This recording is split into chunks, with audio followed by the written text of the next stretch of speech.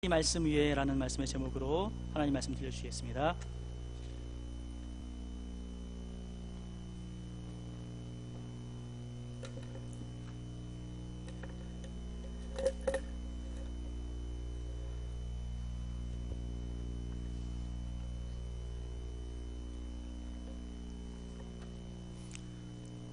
와, 앉아서는 몰랐는데 어떻게 꽉 찼습니다. 원래 이렇게 오시는 거예요? 와, 오류동 남부교회 좋은 교회네요. 여러분 사랑합니다. 제가 섬기는 백석대학교에서는 공식적인 인사가 사랑합니다예요. 그래서 예수 그리스도의 이름으로 사랑합니다. 예, 제가 아까 들어오니까 우리 한 장로님 같으신 분이 학생 같다고 그러는데 학생 아닙니다. 전용호 목사님이 제 후배입니다. 그분은 이제 기도 헌칠하고 그러니까 노숙해 보여서 그렇지. 또 점잖게 얘기하시잖아요. 저는 저 이렇게 항상 웃고 하기 때문에 제가 젊어 보이는 겁니다. 학교도 후배고, 학교도 선배고, 대학부도 선배인데, 전 목사님은 훌륭한 참 후배님인 게, 제가 고등부 전도사를 할 때 대학 후배셨는데 그때 전철에서 전도하러 다녔어요. 요즘 그렇게 하면 좀 이상한 사람처럼 보죠. 그런데 열정이, 주님을 향한 사랑과 복음의 열정이 있는 분이라서 참 후배님이지만 참 존경하는 후배님이에요. 그런 후배님이 담임으로 섬기시는 이 오리동 남부교회에 와서 여러분과 함께 말씀 나눌 수 있어서 참 기쁩니다. 오늘은 오전에도 보니까 목사님께서 이미 종교개혁 500주년에 대해서 말씀을 많이 나누신 것 같은데, 딱 500주년 되는 그런 주일이에요. 모레 화요일이 되면 10월 31일이 되는데, 그날이 종교개혁 1517년에서 딱 500을 더하면 2017이잖아요. 딱 500주년이 되는 날이 그날입니다. 1517년 10월 31일에 도대체 무슨 일이 있었나 하면요, 그날은 만성절 전야라 그러면 만성절 전야. 만성절이 뭐냐 하면 11월 1일이 만성절인데 1만 만자는 모든이란 뜻이에요. 성자는 성인할 때 모든 성인의 날, 영어로 All Saints Day라는 말을 번역한 말인데, 모든 성인들을 한꺼번에 이렇게 기념하는 날이 만성절이었어요. 혹시 이거 PPT가 옵니까? 안 됩니까? 없으면 없는 대로 하겠습니다. 알려주시면. 없는 거예요? 그러면 제가 그냥 없는 대로 제 설명으로 가겠습니다. 제가 또 설명을 더 잘해요. PPT 없으면 더 잘하니까. 일단 들으시면 돼요. 제가 워낙 또 얘기를 재밌게 하니까 오늘은 얘기를 좀 들으셔야 돼요.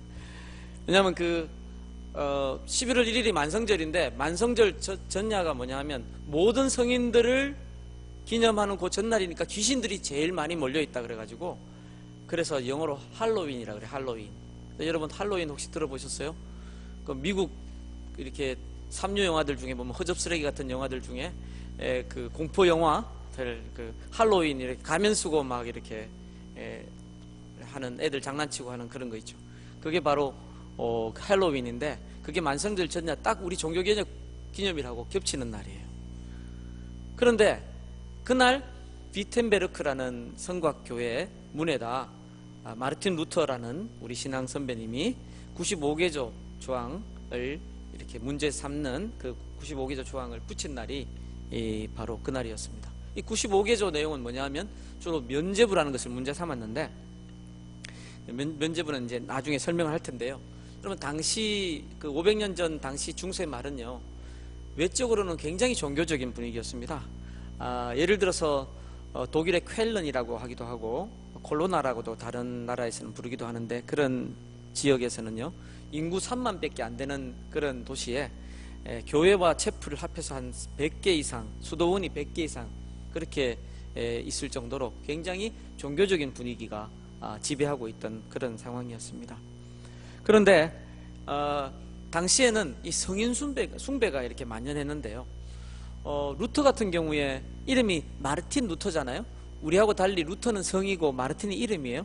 근데 그 마르틴이라는 이름이 어떻게 주어졌나 하면 루터가 11월 10일생인데 그 바로 다음 날이 11월 11일이에요. 태어나서 바로 다음 날 세례를 받는데, 유아 세례를 받는데, 그 날이 마르틴 성인, 마르틴 성자 축일이라 그래가지고 그 마르틴의 성인의 이름을 따서 마르틴 루터가 된 거예요. 그러니까 우리 종교개혁을 한 우리 신앙 선배 이름 속에 성인 숭배, 성자 숭배의 잔재가 들어있다, 이런 것을 보면 우리 상당히 참 역사의 아이러니라고 생각을 할 수가 있죠. 여러분, 그 성인 숭배라는 것 뭔지 이제 궁금하실 수가 있는데, 성인 숭배는 예수님이 아닌 다른 사람들에게 기도를 하는 거예요. 그러니까 베드로나 안드레나 이런 12제자들도 있고요. 또한 그 외에 많은 우리 앞선 신앙의 선배들 중에 그 죄를 짓고 살다가 하나님의 은혜로 나중에 거룩하다고 인정받은 사람들, 그런 사람들을 가톨릭 교회에서는 성인, 성자 이래 불러요. 성인이라고 부르는데 세인트라고 하죠. 이 성인 숭배가 굉장히 이렇게 만연하게 되는 이유는 예수님에 대한 오해를 하고 있어서 그래요. 예수님을 우리는 구원주, 구원자 예수 그리스도라고 믿지요. 아멘. 그런데 이분들은요, 제가 물을 좀 자주 마실 거예요. 양해해 주세요. 원래 대답 안 하는 분위기예요?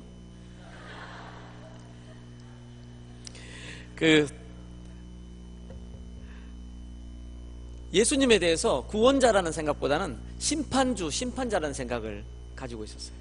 왜냐하면 최후 심판의 날 하나님 보좌 우편에서 우리 죄를 심판하실 심판주이시기 때문에 그 심판주는 근엄하고 무섭잖아요. 그런 생각을 가지고 있다 보니까 나의 추하고 악한 죄를 갖다 어떻게 예수님께 가져가서 고스란히 고할까? 너무 죄송하고 명구스럽다. 그럼 어떻게? 좀 둘러서 가자. 우리 왜 어려운 부탁하려면 높은 분 있으면 높은 분하고 친한 분한테 부탁해서 이렇게 둘러갈 수 있잖아요. 그런 식으로 둘러서 갈 생각으로 성인들을 붙들기 시작한 거예요. 우리와 같은 죄를 짓고 살다가 나중에 거룩한 삶을 살아서 성인으로 인정받은 그런 분을 붙들자. 그래서 베드로요, 안드레요, 그리고 니콜라스요, 이렇게 붙들는 거예요. 여러분, 그게 바로 성인 숭배가 시작되는 거예요. 그게 아직도 남아있어요. 여러분, 혹시 장례 같은 거 났을 때 우리가 문상하러 갔는데 옆에 천주교인 이렇게 장례가 나가지고 거기 문상하는 모습을 보면 우리는 왜 와서 위로 예배 함께 드리고 예배 드리고 오잖아요. 근데 거기서도 위로 예배 비슷하게 해요. 근데 와가지고 함께 기도로 수십 명이 같이 기도한다고 하죠. 그러면서 어떻게 합니까?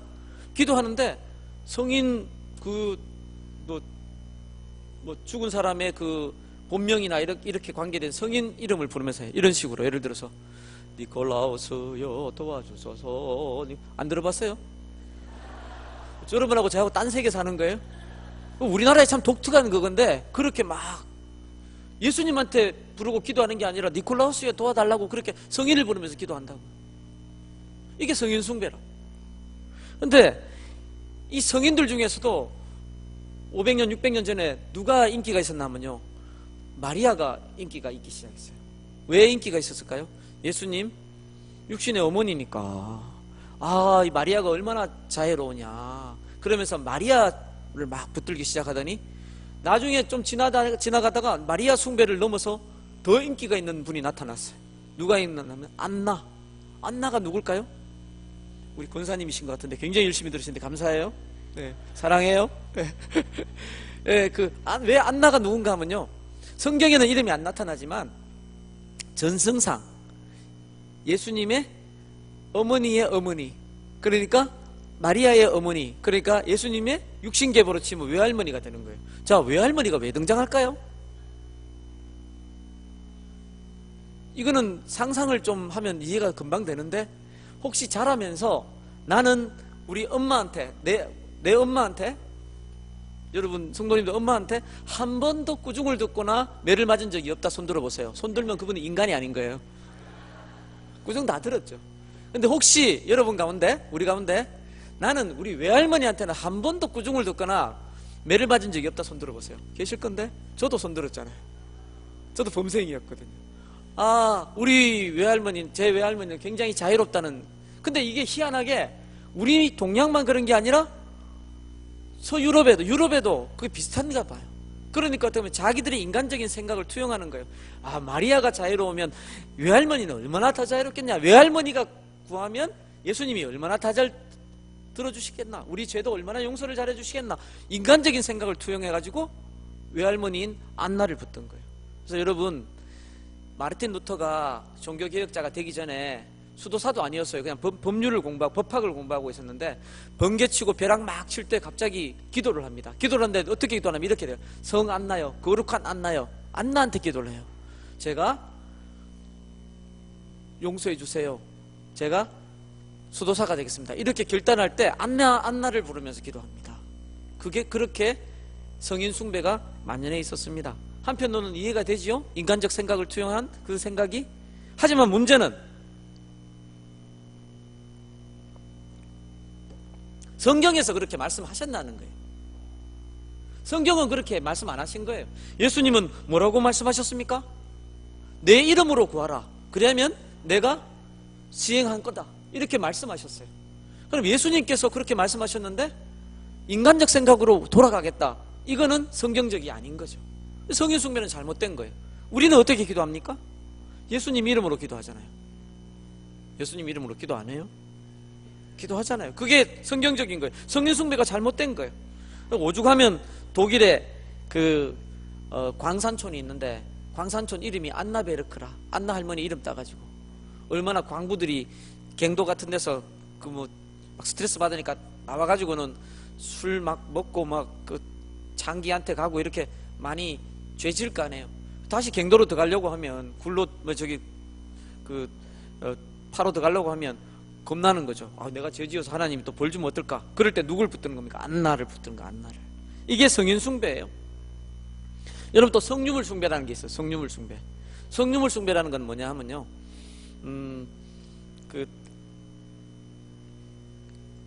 인디아나 존스 같은 게 성유물 숭배의 한 잔재라고도 볼 수가 있죠. 성배를 찾아서 이러잖아요. 성배가 뭡니까? 예수님께서 최후 만찬 때 제자들과 함께 식사할 때 들었던 그 잔이라고, 거룩한 잔배자거든요. 그 거룩한 잔을 찾는다 이렇게 얘기하는 거잖아요. 그 찾아서 뭐 할 거예요? 그런데 중세 말에는요, 이 성유물이라고 해가지고 굉장히 사람들이 그 숭배를 많이 했어요. 그래서 비텐베르크 성곽교회라고 루터가 95개 조항을 걸었던 그 성곽교회도 뭐로 원래 유명했냐면요, 종교개혁 전에는 그 프리드리 선제우라는 그 성곽의 주인이 그 성유물 수집을 굉장히 좋아했어요. 좀 굉장히 나름대로 그 신앙적인 사람이죠. 올바른 신앙은 아니었지만 나중에 올바른 신앙이 되는 거죠. 루터를 도와가지고 종교개혁을 갖다 뒤에서 밀어주니까. 그런데 그 프리드리 선제우가 밀어주니까 그 성유물 수집을 한다고 성유물 수집세가 엄청나게 이렇게 있었는데, 그 성유물 같은 거 이런 것들이에요. 예를 들어서 예수님이 아기 때 찾던 기저귀 조각 일부, 마리아의 귀지. 네, 뻥치는 거 아니에요. 역사책에 있는 거를 제가 정확하게 목록을 제가 말씀드리는 거예요. 그 중에 일부 제가 볼 때도 정말 웃음밖에 안 나오는 것들을 말씀드리는 거예요. 예수님께서 낙이 타실 때 짚었던 바위 조각 일부, 예수님을 판 유다가 받은 은 30을 갖다 나중에 던져버릴 때 그걸 갖다 밭을 사잖아요.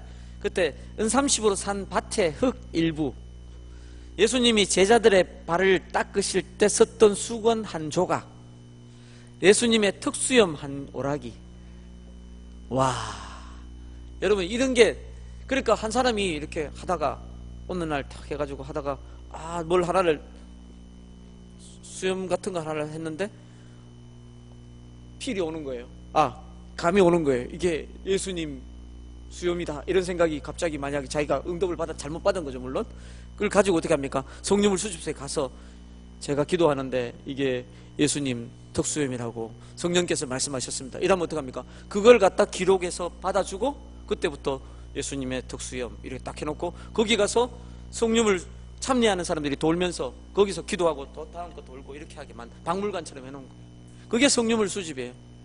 여러분, 그런데 이게 우리만 볼 때도 황당한 게 아니라 중세 사람들 자신도 황당하게 생각했어요. 왜냐하면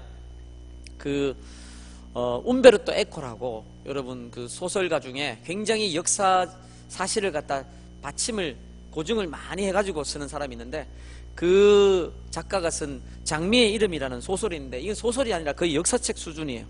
거기 우리말로 번역된 이윤규 씨가 번역한 장미의 이름 2권 780면에 보면 이런 내용이 나요. 무슨 내용이냐면 이런 내용이에요. 그 장미의 이름이란 것이 수도원에서 일어난 살인사건을 다루고 있는데, 수도사들이 이제 수사관도 하고 하는 거예요. 근데 그 내용 중에 수도사들이 대화하는 내용인데, 그러니까 중세 수도사들끼리 대화하는 거예요. 한 수도사가 그런 얘기예요. 나는 서유럽 쪽에 있는 어지간한 성유물 수집소는 다 가봤다는 거예요. 다 가봤는데 그 성유물 수집소마다 가는 곳마다 있는 게 뭐냐 하면 예수님께서 달려 돌아가신 십자가의 나무 조각 일부가 있다고 하는 거예요. 근데 가는 곳마다 있어서 워낙 많은 곳에 그게 있다고 하니까 그 사람이 그 다음에 하는 말이에요.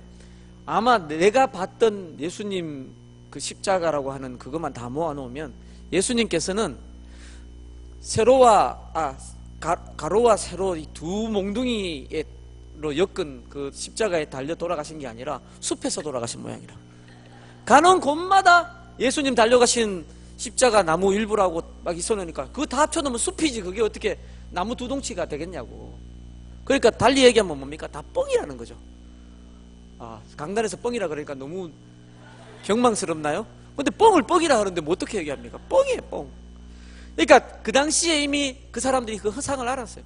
근데도 그 앞에서 참배하면서 주님 이러면서 하도록 누가 조장을 했습니까? 로마 가톨릭 교회가 그렇게 조장을 한 거예요. 여러분 10월 31일 루터가 비텐베르크 성곽 교회문에 95개조 붙인 것도 이것과 상관이 있어요.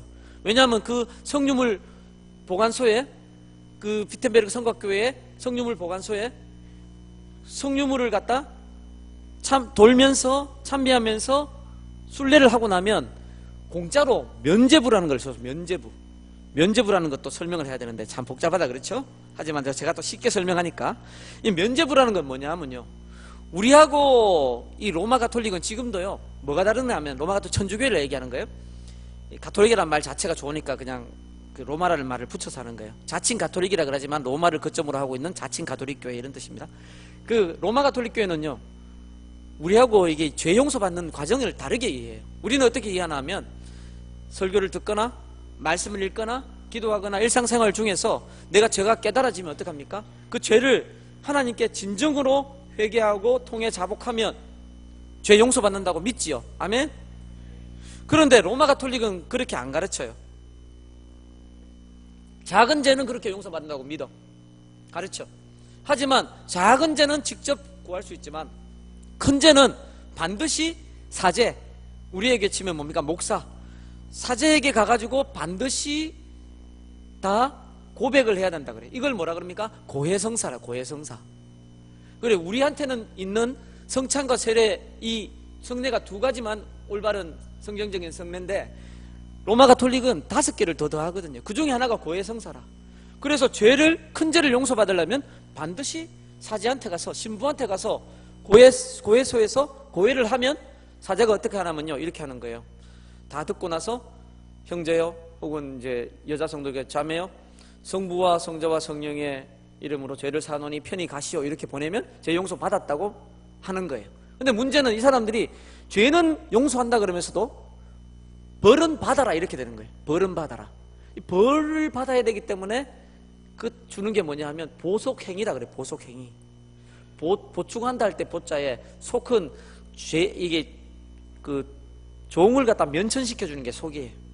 그래서 보속행위를 명하는데, 보속행위는 어떻게 명하나 하면 예를 들어서 탐욕의 죄를 저질렀다.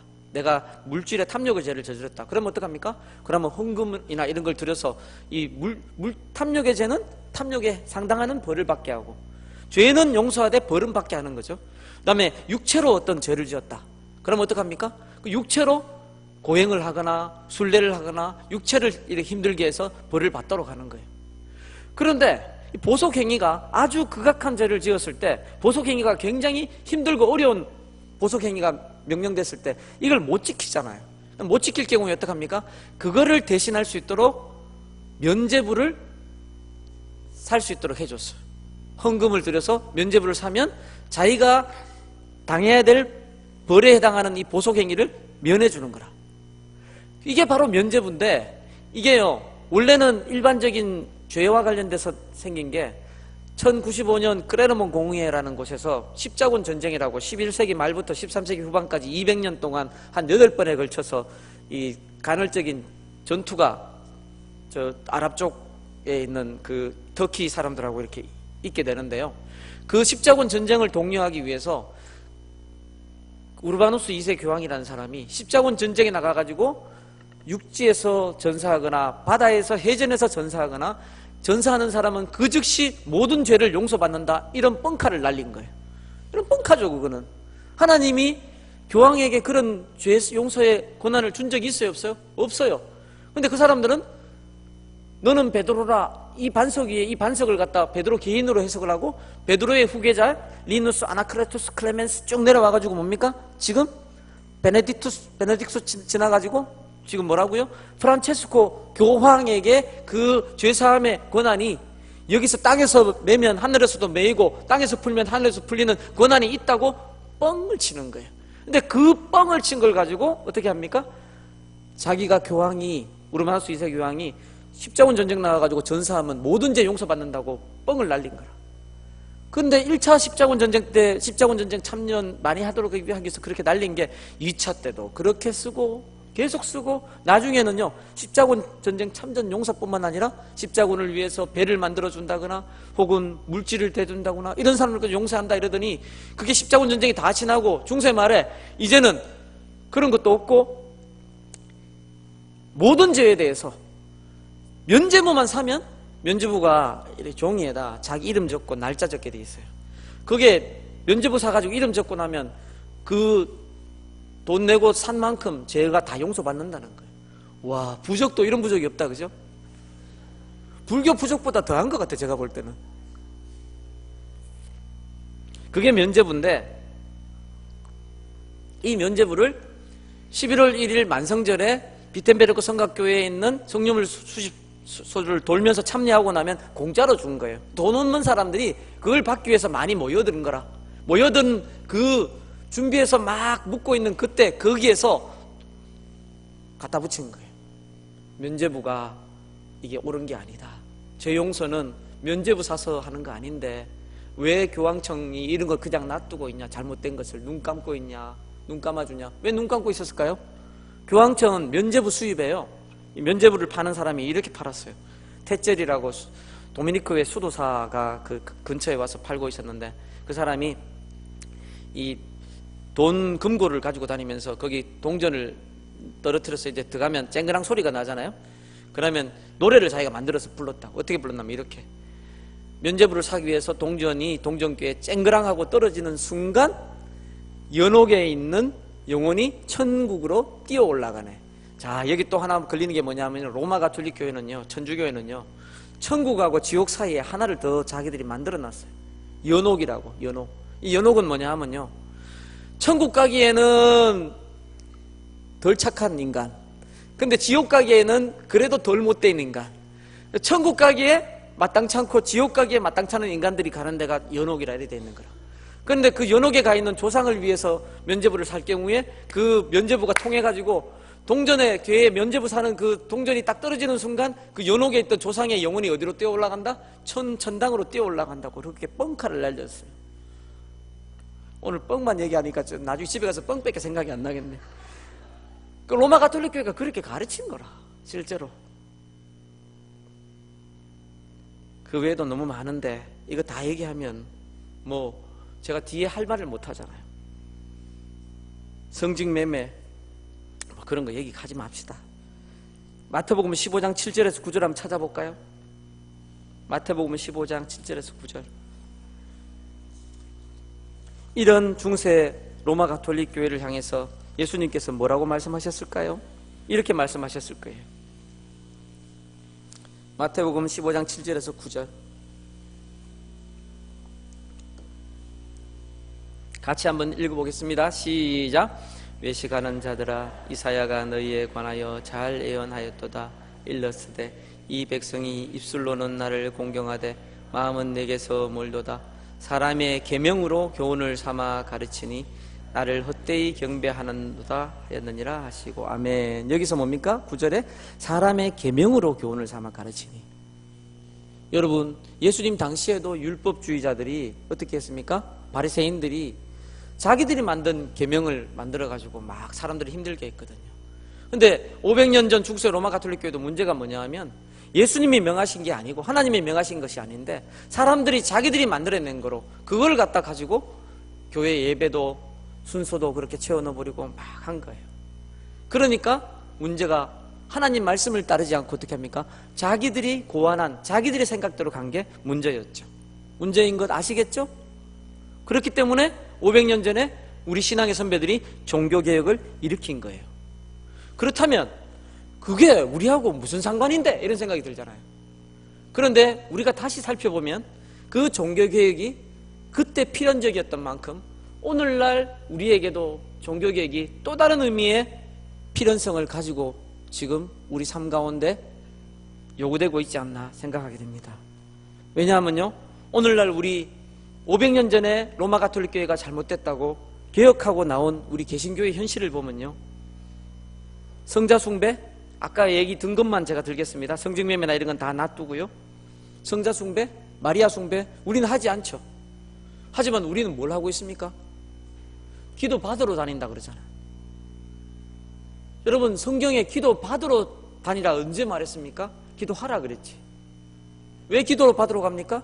나는 평소에 기도 안 하는데 문제가 터졌어. 빨리 문제를 풀어야 될 것 같아. 그러니까 어떡합니까? 내가 기도로 하나님께 먹힐 생각이 자신이 없으니까 어떡합니까? 기도 평소에 많이 하는 분 붙잡고 기도원 원장님 붙들고 목사님한테 거기 붙들고 목사님 좀 해주세요. 언제 기도 받으러 가라 그랬어요? 함께 기도하라 그랬지. 성자 숭배, 마리아 숭배가 이런 오늘날 또 다른 모습으로 우리가 예수님 외에 다른 어떤 뭔가를 통해서 자꾸 이런 걸 하고 있다면, 여러분, 면죄부 판매 같은 거는요, 온갖 종류의 헌금을 한번 생각해 보면 돼요. 오늘날 우리 개신교회 거의 우리나라 전부일 거예요, 아마. 수많은 헌금 봉투들. 여러분, 그게 헌금을 하는 게 나쁜 건 아니잖아요. 하지만은 11조, 주일 헌금, 감사 헌금, 봉투만 있어도 어떤 면에서는요, 충분히 헌금할 수 있어요. 너무 많어. 그러니까 여러분, 그냥 일상적인 생활을 영위하고 있는 사람들은 문제가 없어요. 그런데 직장에서 실직하게 되고 사업이 망하고 이런 분들은요, 교회를 못 와. 왜? 헌금을 못 드리니까. 헌금 봉투를 보면 부담스러워.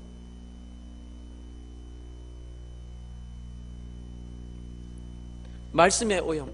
여러분, 사실 이렇게 로마 가톨릭 교회가 앞선 문제들이 왜 이런 성인 숭배나 혹은 성유물 숭배나 면죄부 판매나 이런 것들이 횡행했습니까? 바로 하나님의 말씀이 그 교회 속에 제대로 역사하지 않고 있었기 때문에 그렇습니다. 그런데 오늘날 말씀이 여러분 제대로 선포되는 교회가 눈을 씻고 찾아보기가 힘들잖아요. 들어봐도 교훈적인 얘기, 인간적인 교훈, 착하게 살아라, 이게 여러분 복음입니까? 착하게 살려면 저나 여러분 해당 안 하잖아요. 저나 여러분 속 보십시오. 얼마나 우리가 더럽고 추하고 악해요. 착하고 사는 게 복음이라면 저나 여러분 복음 감당 못하는 거예요. 그런데 복음은 없고 교훈만, 인간적 교훈만, 윤리적인 교훈만, 도덕적인 가르침만, 그런 교회가 얼마나 많습니까? 또 기복신앙, 나만 잘 되면 다라는 그런 기복신앙. 다른 교파의 기복신앙을 함부로 얘기하면서도 우리 속에는 그렇지 않습니까? 하나님, 제가 새벽기도 하지 않습니까? 이 기도 들어주셔야죠. 다른 자식은 몰라도 제 자식은 좋은 대학 가야 되고 좋은 직장 해야 되고, 나는 아파서는 안 되고, 아파트 당첨을 해도 10대 1이라도 꼭 내가 돼야 되고. 여러분, 이런 이기성, 손해는 안 보고 그냥 뭡니까? 항상 내가 잘 돼야 된다는 생각, 다른 교파를 얘기할 거 뭐 있습니까? 우리도 그런데. 이런 기복신앙, 그리고 교회적으로 볼 때도 어떻습니까? 교회가 성장할 수 있다면 어떠한 거라도 다 그것이 성경적이든 비복음적이든 상관없이 받아들이겠다, 그렇게 생각하고 교회 속에 온갖 잡동사니 같은 그런 것들이 막 들어오고 있는 상황. 중세말 로마 가톨릭 교회에 잡다한, 원래 성경이 없었던 잡다한 것들이 들어가게 된 게 바로 다 그런 것 때문에 들어간 거예요. 교인들이 좋아하니까. 그거는요, 말씀에서 떠난 교회의 모습이에요. 그러면 종교개혁자들의 해법은 무엇이었습니까? 바로 오직 성경이었습니다. 말씀드렸듯이 복음 선포가 사라지니까 중세말 로마 가톨릭 교회 안에 온갖 부패와 타락이 나온 겁니다. 오늘날 우리 개신교회가 왜 이렇게 문제가 많습니까? 바로 하나님의 말씀이 제대로 우리 가운데 역사하지 않아서 그렇습니다. 말씀이 없으니까 진리가 왜곡이 되고, 진리가 왜곡이 되니까 윤리, 부패, 타락, 이런 문제들이 나오는 겁니다. 여러분, 그러면 우리 해법은 뭡니까? 다시 오직 성경입니다. 오직 성경은요, 우리 종교개혁자들이 5대 표를 얘기했는데, 오직 성경, 오직 그리스도, 오직 믿음, 오직 은혜, 오직 하나님께 영광, 이렇게 얘기하는데 제일 출발점이 오직 성경이에요. 왜? 우리 믿음의 근거가 뭔가? 이걸 가르쳐 주거든요. 오직 성경은 신구약 66권 성경이 성령님의 영감으로 기록된 하나님 말씀으로 우리 신앙과 삶의 유일한 규범이라는 이런 고백이 바로 오직 성경이라는 고백입니다. 그런데 여러분, 이게 왜요? 원래 천주교와 개신교의 가장 큰 차이예요. 로마 가톨릭과 우리의 가장 큰 차이가 성경이에요.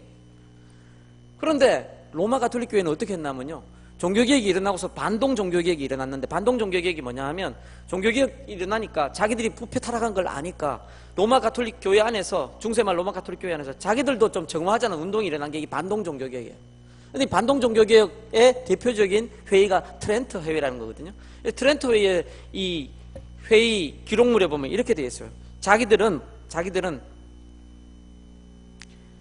성경과 전통에 동등하게 권위를 인정한다, 이렇게 회의록에 되어 있어요. 우리가 로마 가톨릭은 전통을 중시한다고 비판을 하잖아요. 자, 이 설명을 할 테니까 30초 안에 설명을 하니까 잘 들어야 됩니다. 성경과 전통에 동등한 권위를 인정한다고 하는데, 그들은 실제로 뭡니까? 성경은 해석을 해야 되고 전통은 해석하는 기능이 있어요. 그러다 보니까 전통으로 성경을 해석해버려. 그러니까 어떻게 됩니까? 전통과 성경의 동등한 권위를 인정한다 하지만 실제로는 전통이 성경보다 위에 가 있게 되는 거예요. 굉장히 간단하게 설명해서 못 알아들으시는 것 같은데, 성경과 전통에 동등한 권위가 있다고 그들이 고백을 해요, 말로는. 그런데 여러분, 성경은 해석돼야 되고 설명이 돼야 되고, 해석하는 일을 누가 하냐면 전통이 하는 거예요. 전통이라는 것은 공의회나 교황, 이때까지 내려왔던 누가 어떻게 했더라, 이런 거예요. 그 전통이 성경을 해석하게 되니까 결국 성경보다 전통이 위에 가 있게 되는 거예요. 그래서 로마 가톨릭은 전통이 성경보다 위에 가 있다, 우리가 그렇게 얘기하는 거예요. 이런 상황에서 개혁자들이 선언한 것이 오직 성경, 성경이 66권 하나님의 말씀이 성령님의 감동으로 기록된 것으로 우리 신앙과 삶의 유일한 규범이다, 기준이다, 이렇게 제시한 것입니다. 그렇다고 해서 오직 성경이 건전한 전통을 부정한 것이 아닙니다. 여러분, 오해해서는 안 돼요. 예를 들어서 건전한 전통이 뭐죠? 사도신경 같은 거. 우리 예배 때 사도신경 고백하죠? 어떤 사람들은요, 사도신경도 하면 안 돼, 다. 그러면 건전한 전통, 웨스트민스터 신앙고백서, 우리 세례받거나 이렇게 할 때 하는 소요리 문답, 이런 것들 다 건전한 전통이에요.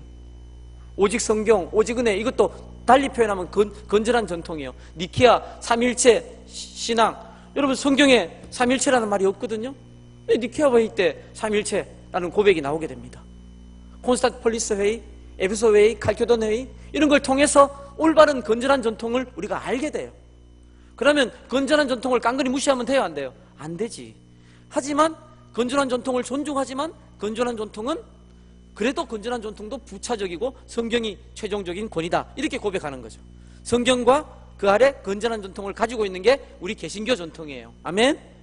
아멘. 그런데 제2차 바티칸 공의회라고 로마 가톨릭 애들이요, 62년부터 65년까지 있었던 그 회의에서 어떤 결정을 내려나 하면 성경을 각 지역 언어로 번역하도록 문을 열고 일반 신자들에게도 성경을 가르치자고 그렇게 결정을 하게 됩니다.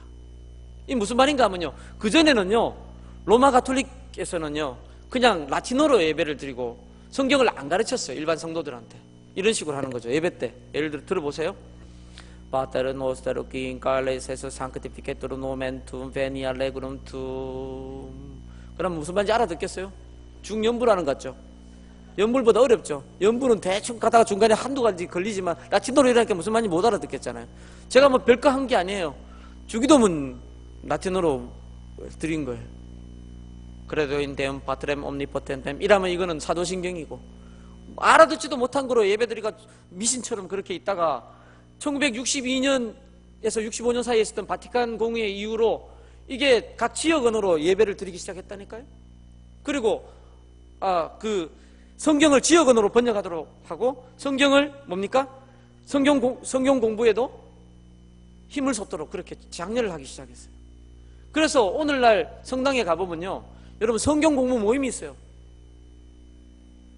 그래서 성당에 가면 성경을 공부하고 있는데, 개신교인들은 원래 우리가 말씀을 바탕으로, 말씀에 바탕한 신앙을 얘기하면서 나온 게 우리 개혁자 개신교회인데, 오늘날 성경은 안 읽어. 뜨끔하죠? 성경은 안 읽어. 그러니까 로마 가톨릭보다 우리는 못한 거예요. 아무것도 없어. 성경을 읽어야 되는데, 성경 읽고 기도해야 되는데, 성경 읽고 기도하는 게 없고 예배만 와서 드리고 가니까. 그리고 나는 오늘 주일 예배 참석했으니까 오전 예배만 한 게 아니라 나 오후까지 드렸다? 나는 좋은 신자다 착각하고 있는 거예요. 여러분, 제가 뭐라 하는 게 아니에요. 요게 다가 아니라는 거예요. 뭡니까? 성경을 안 읽으니까. 그러면 어떻게 우리가 다시 설 수 있습니까? 다시 말씀 위에 서는 길은요, 바로 사실은 신학자, 목회자부터 바뀌어야 됩니다. 17, 18세기에 계몽서저가 들이치고 나서는요, 인간의 이 이성을 절대시해서 그 서구의 못된 이 신학자들이 어떻게 했냐면요, 성경의 절대 권위를 부정하기 시작하고요, 그리고 성경에 대한 역사 비평학적 연구가 나오면서 그때부터 성경을 난도질하기 시작합니다. 제 문서다, 이 문서다 이러면서 편집해가지고 했다 이래 얘기하니까, 여러분, 그러면 이게 인간의 말이지 무슨 하나님 말씀입니까? 이걸 왜 믿습니까? 그런데 저는 참 감사했던 거는요, 오늘 본문 말씀처럼 모든 성경은 하나님의 감동으로 된 것으로 교훈과 책망과 바르게 함과 의로 교육하기에 유익하니 아멘. 이게 제가 6살 때부터 교회를 다녔는데, 이게 있어서 신학을 공부하고 유학을 가고 해도 그게 뭐 무슨 문서설이다 이렇게 해도 아무런 영향을 안 끼치는 거예요. 여러분, 그게 좋은 거예요. 원래 좋은 신앙이에요. 이런 게 좋은 신앙이에요. 난도질 막 하는 사람은 그래요. 해가지고 이거는 원래 여기서 됐고 뭐 이딴 소리 하는데, 여러분, 말도 안 되는 소리가, 여러분, 그렇게 어떤 사람은 그래요. 사람을 안다고 할 때 사람을 다 해부하는 사람은요, 사람을 갈라서 이렇게 막 다 해보고 하고 나야 그 사람을 알았다 생각할 수 있어요. 하지만 그게 정말 사람을 안 거예요? 아니잖아요. 우리가 사람을 아는 건 뭐예요? 사람 아는 게 뭐예요? 그 사람 다 이렇게 잘라서 이렇게 해보고 이거는 이 팔에 지금 이 통증이 있었네 이런 걸 알아야 아는 거예요? 아니잖아요. 그냥 만남으로 이게 인격적인 만남이라는 거예요. 제가 예를 들자면은요, 중고등학교 때 국어 시간에 나는 뭐 긴 글 산문을 갖다 이렇게 문단 나누기 하고 이런 거는 이해하겠는데, 시에 대해서 시험 치기 위해서 막 요약하고 막 주제가 뭔가 막 이러니까 그건 아니다 싶더라고요. 왜? 시는 그냥 시 그대로 읽어야지 쫙 오잖아요. 뭔 말인지 지금 다가오고 있죠. 사랑을 막 설명하고 있으면 짜증나는 거잖아요. 둘이 연애하려고 만나놨는데 사랑은 이런 거다 설명해서 웃기잖아요. 그냥 사랑하면 되잖아요. 사랑도 안 한 사람들 같고 성경, 우리가 제일 좋은 신앙은요, 성경은 하나님의 감동으로, 하나님의 영이신 성령님의 감동으로 기록된 성경이라고 믿는 거예요. 아멘. 그렇게 믿으십니까? 이게 좋은 신앙이에요. 이게 좋은 신앙이에요.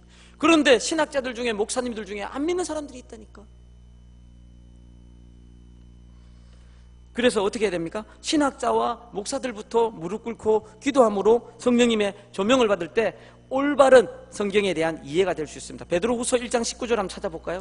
베드로후서 1장 19절. 성경 뒤편에 있습니다. 베드로후서 1장 19절. 후서 1장 19절.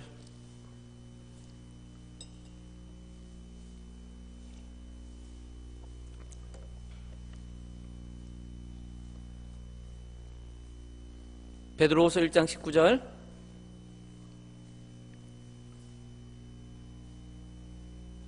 제가 가진 성경 404면이에요. 신약 성경.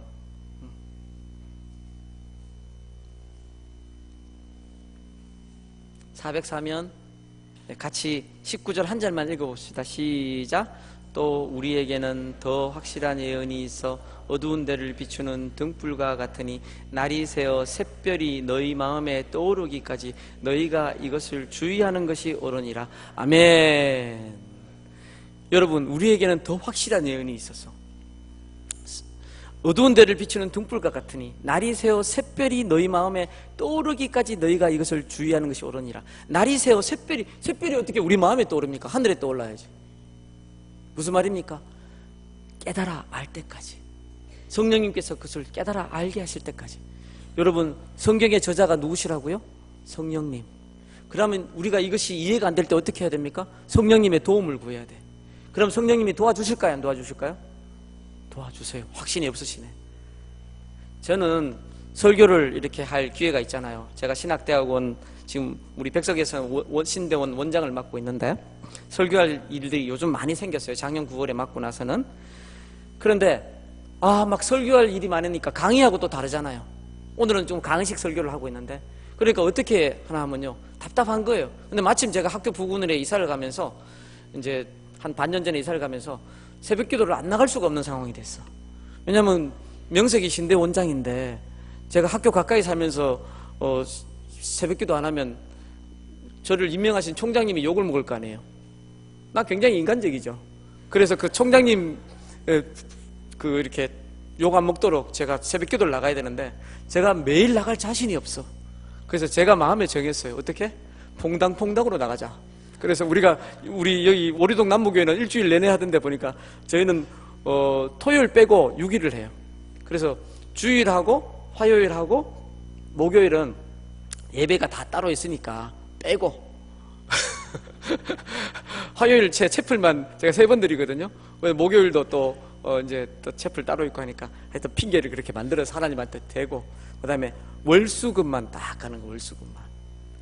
월수금만 가되 가서 이제 기도하다가 오는 거죠. 근데 처음에는 가서 어떻게 했나 하면요, 우리 가족 기도, 제 아들 녀석 위해서도 막 기도하고, 아들이 저 속을 많이 끓게 하니까 기도하고, 아내 건강 위해서 기도하고, 우리 학교를 위해서, 학생들을 위해서 기도하고, 뭐 이렇게 교회를 위해서 기도하고 그랬는데, 나중에 가면서 설교가 급해지니까 어떡합니까? 하나님 앞에 이렇게 간구하는 거예요. 앉자마자 보통 5시 반에 시작하는데 우리는 5시, 제가 한 15분쯤 도착해서 미리 가 있으니까 15분 할 때부터 계속 하나님 말씀 주십시오. 소리도 크게 안 내고 그냥 목이 이 성대결절 직전까지 갔기 때문에 말을 많이 하면 안 돼요. 계속 하나님 말씀 주십시오. 그러는데요, 와,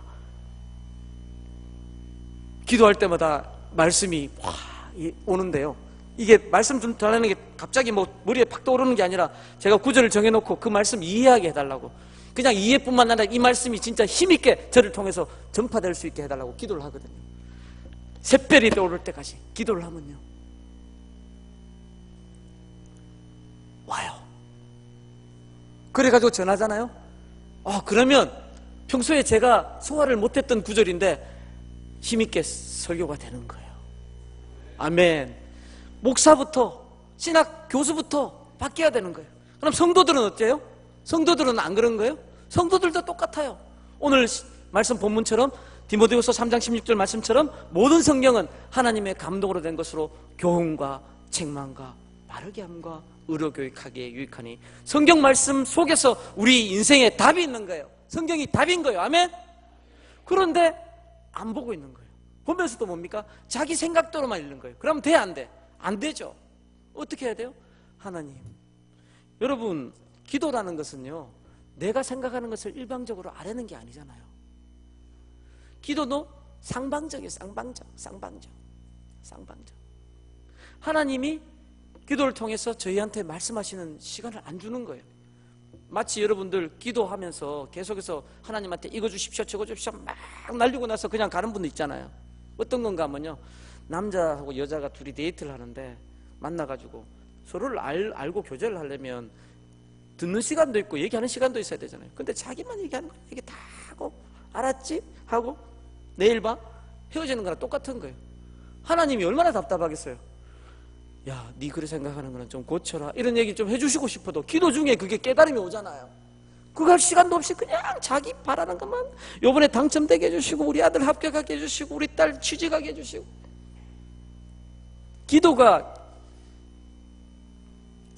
반쪽도 안 해요. 그거는 10분의 1쪽밖에 안 되는 거라 하나님하고 교제가 되는 거예요.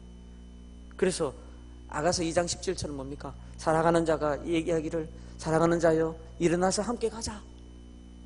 우리 주님께서는 말씀과 기도를 통해서 우리가 가는 이 길을 갖다 이 생명을 누리면서 함께 가기를 원하시는 거예요. 그런데 함께 가자 그런데 우리는 뭐라 그럽니까? 됐습니다. 저는 기도해야 되니까 바쁘니까 혼자 가세요 이러는 거예요. 주님이 함께 가자 그러는데 주님한테는 시선을 안 주고 어떡합니까? 자기식으로. 그거는 기도해도 소용이 없는 거예요. 말씀 속에서 주님의 뜻을 구하고 기도 가운데 주님의 인도를 구하고 주님의 손을 잡고 주님과 함께 걸어가는 저와 여러분의 삶이 된다면 제2의 종교개혁은 필요 없을 것입니다. 오리동 남부교회 성도님들의 말씀 생활과 기도 생활을 통해서 우리 작은 불씨가 우리 한국교회를 새롭게 말씀 위에 서게 하는, 다시 말씀 위에 서게 하는 그러한 계기가 되기를 간절히 원합니다.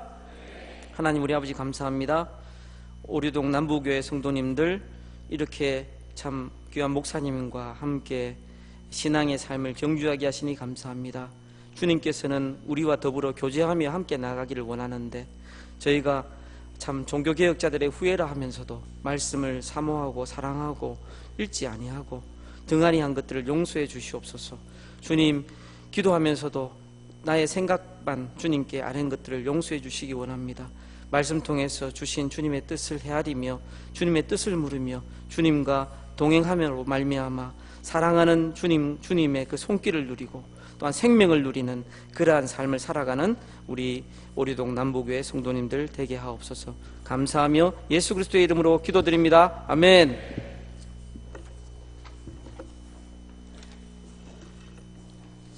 귀한 말씀 감사합니다. 이 시간에 우리 여기에 모인 우리 찬송